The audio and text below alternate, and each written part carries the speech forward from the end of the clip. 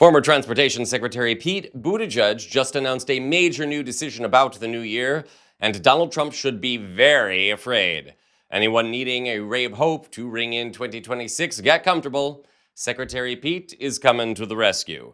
Welcome to Occupy Democrats. I'm David Reddish. And before I start, thank you for all the warm wishes to my family, in particular my grandma, who is totally overwhelmed by all the compliments on her curio cabinet. It made our weekend, so thank you again so much. But okay, let's get to it. Pete Buttigieg may not be holding any kind of government role at the moment. He exited his role as transportation secretary, packed up his husband Chasten and their 2 kids, and moved to Michigan at the end of Joe Biden's term. Despite wide speculation that he would run for Senate or governor there, thus far he has remained a private citizen. That hasn't stopped him from becoming one of the leading voices of the Democratic Party, however, or from becoming one of Donald Trump's most articulate critics. Check out how he reacted to the murder of Charlie Kirk earlier this year. I want to be really clear about this. This is an example of something that is hurting. We're not getting the leadership that we need to bring this country together from the White House. And in order to turn the tide of political violence, yes, we have to reject those who commit political violence. Yes, we have to reject those who celebrate or promote political violence, but also, in order to deprive political violence of its power, we have to reject anyone who would try to exploit political violence.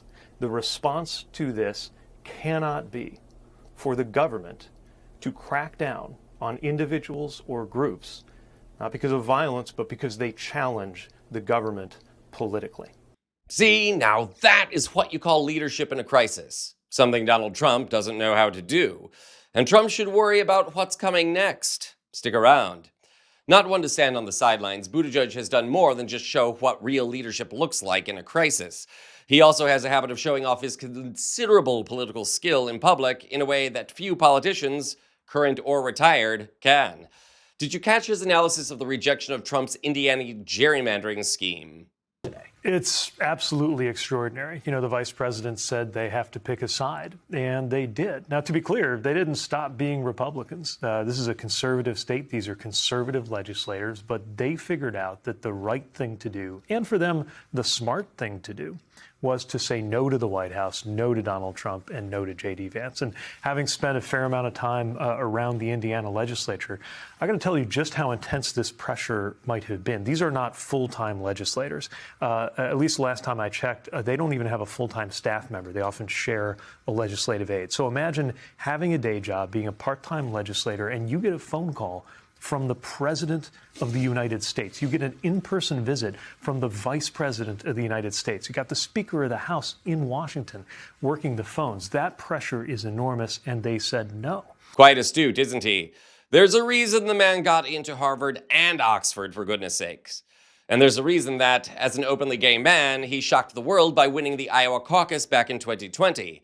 And now, former Secretary Pete has made a major announcement about what to expect from him going into 2026 and beyond. This morning, Buttigieg took to social media to share his plans for the future. Check this out. We have an opening right now for 2026 to be a year of dramatic and positive change in this country, if we stay focused and if we put in the work. So what I'm going to be doing in 2026 is everything that I can to help. I will be continuing to speak out. I'll be going into media and digital environments, including those where people aren't always hearing from people like us. And I'll be physically traveling the country. I'm going to be out there helping causes and candidates that we believe in. I'm going to be conducting town halls and other events that'll help show and not just tell how our politics could be different. You may have heard me many times this year quoting these words, that hope is the consequence of action more than its cause. And those words have been resonating with me even more strongly in the last few weeks. They're going to guide my work in the year ahead. In the meantime, I'm excited to be spending some time with loved ones around the holidays and for New Year's, and I hope you're able to do the same. I'm wishing you and those you care about most a happy, restful, and or lively holiday season and a very happy New Year. Take care. So, we can all look forward to more Pete in the new year, and Trump can look forward to another very sharp thorn in his side. But right about now, you're probably wondering what I think about the other big announcement Pete hints at here. Will he run for president in 2028? And right now, it looks like that answer is yes. And what do I, as a fellow queer, proud, patriotic Democrat, think about that? Well, I think it's great, but I don't know how far Buttigieg can get. I would love to see a gay president. I mean, we've had them before, for one thing. Look it up if you don't believe me.